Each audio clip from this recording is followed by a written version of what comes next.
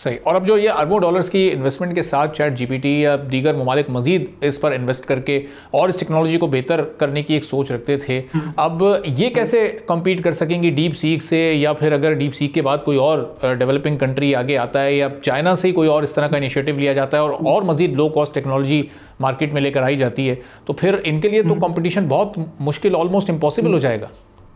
Sir it's right now जो large language model का battle है ना, it's a dog fight, right? So everybody is like going for that battle.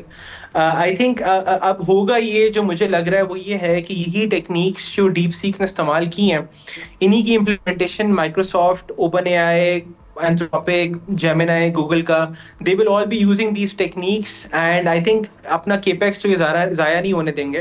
तो I think we are about to see huge improvements in AI, machine learning. ये models are significantly going to improve now.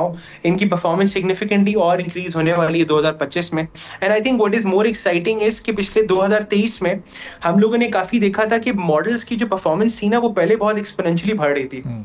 अब जो है वो suddenly ना, जो difference था ना नए मॉडल्स में फ्रॉम द प्रीवियस वन, वो डिफरेंस इतना ज्यादा नहीं था, वो गैप इतना ज्यादा नहीं था। सो आपके पास मुझे ये लगता है कि यार एट दिस पॉइंट ये इंटायरली पॉसिबल है कि बिकॉज नई टेक्निक्स इंट्रोड्यूस होंगी, so we might actually see significant improvement in these models.